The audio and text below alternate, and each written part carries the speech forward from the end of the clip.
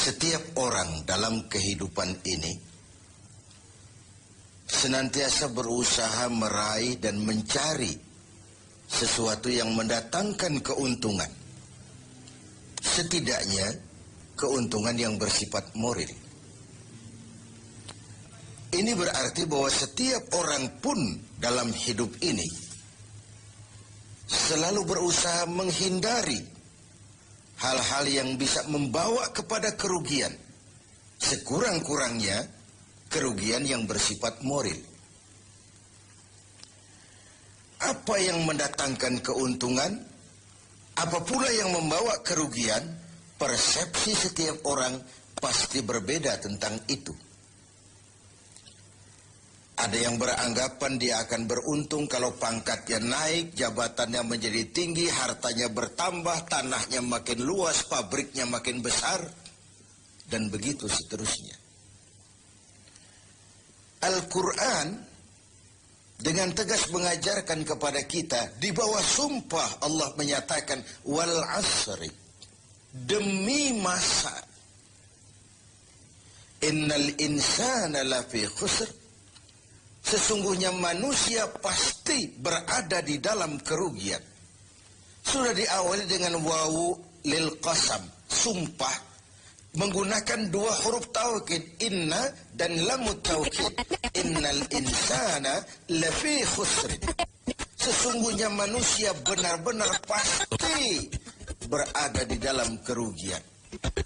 Tanahnya luaskah, pabriknya banyakkah, hartanya berlimpahkah, jabatannya makin tinggikah?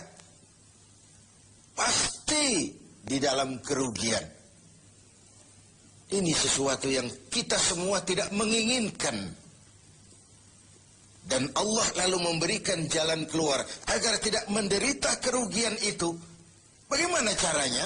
Ada istisna, illa, kecuali. Orang-orang yang tidak akan merugi itu, pertama, illalladzina amanu. Orang yang dalam hidup ini punya iman.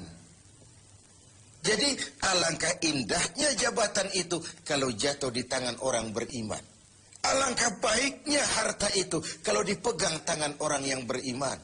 Alangkah manfaatnya ilmu pengetahuan itu kalau dipegang juga oleh tangan orang-orang yang beriman.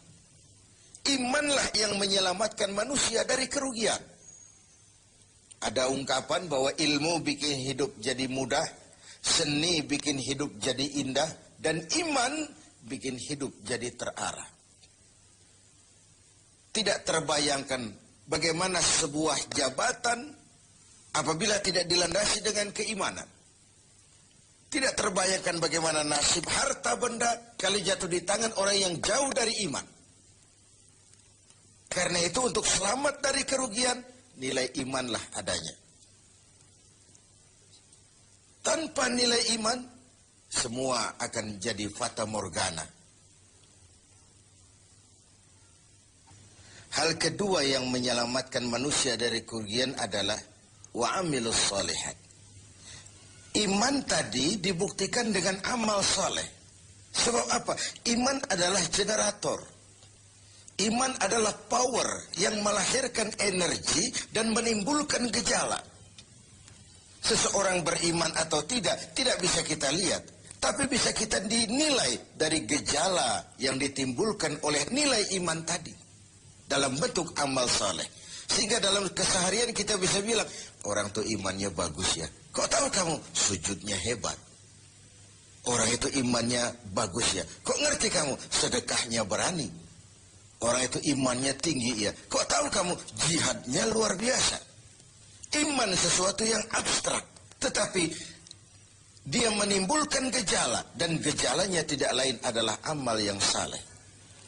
Kalau sebuah power generator tidak menimbulkan gejala, tentu terjadi something wrong. Ada yang salah. Bisa korsleting, bisa kebakaran, bisa tidak nyambungnya arus pendek dan arus panjang, tidak bertemunya negatif dan positif, dan begitu seterusnya. Begitulah kalau iman tidak menimbulkan refleksi berupa amal yang soleh, ada sesuatu yang harus diservis, ada sesuatu yang harus diperbaiki. Maka dalam berbagai ayat di dalam Al-Quran, amanu tidak terpisahkan dengan wa amilus solihat. Iman, amal soleh.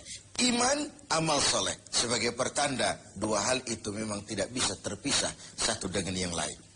Gak bisa secara tenang-tenang orang berkata, saya biar pelit iman saya kuat loh. Saya biar tidak sholat iman saya mantap mas. Saya biar tidak pernah jihad tapi iman saya luar biasa. Tidak mungkin logika seperti itu. Setiap amanu melahirkan gejala yang disebut amal saleh. Ini hal yang ketiga. Yang keempat, setelah iman dan amal saleh, tawasaw bil haq. Saling menasihati dalam kebenaran. Bukan dalam kebatilan. Bukan dalam kemunkaran. Setiap kita berkewajiban menegakkan yang ma'ruf, mencegah yang munkar sesuai dengan bidang dan kemampuan kita masing-masing. Orang yang selamat dari kerugian selalu nasihat menasihati dalam kebenaran. Betapapun resikonya, betapapun kondisi masyarakatnya. Tegar, dan ini pernah diingatkan oleh Rasul, akan selalu ada di tengah umatku sekelompok orang yang tegak menyatakan kebenaran. Dia tidak takut risiko yang tumbuh karenanya. Sebagai yang diungkapkan oleh Napoleon, kalau ada 1000 penegak kebenaran, saya satu di antara yang 1000 itu. Kalau ada 100 orang yang menegakkan kebenaran, saya juga satu dari yang 100 itu. Kalau ada 10 orang yang menegakkan kebenaran, saya pun satu dari yang 10 itu. Kalau hanya 1 orang yang berjuang menegakkan kebenaran, sayalah yang satu itu. Walaupun besok langit akan runtuh, bumi akan bergulung, kebenaran tetaplah kebenaran. Orang yang tegar menghadapi kebenaran makin langka. Orang yang tidak larut di dalam memperjuangkan kebenaran semakin sedikit jumlahnya. Tapi kalau kebenaran tidak ditegakkan, keadilan tidak dinyatakan, maka kebatilanlah yang akan berkuasa. Sungguh pun demikian.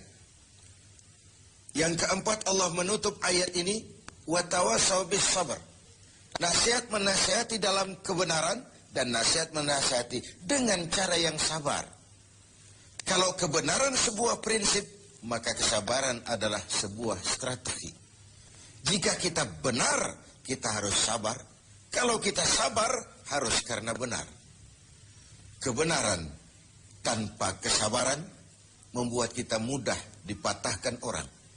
Sebaliknya, kesabaran tanpa kebenaran membuat kita diinjak terus oleh yang lain. Kalau punya prinsip, harus punya strategi. Strategi digunakan untuk sebuah prinsip. Prinsip tanpa strategi, habis kita digusur orang. Strategi tanpa sebuah prinsip, habis kita diinjak terus oleh yang lain.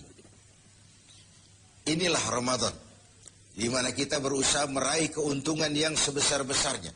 Setidaknya keuntungan yang bersifat moral, dengan melakukan pendekatan-pendekatan yang intensif kepada Allah, dengan memupuk keimanan, memperbanyak amal saleh, nasihat menasihati di dalam kebenaran, dan menasihati dengan cara yang sabar.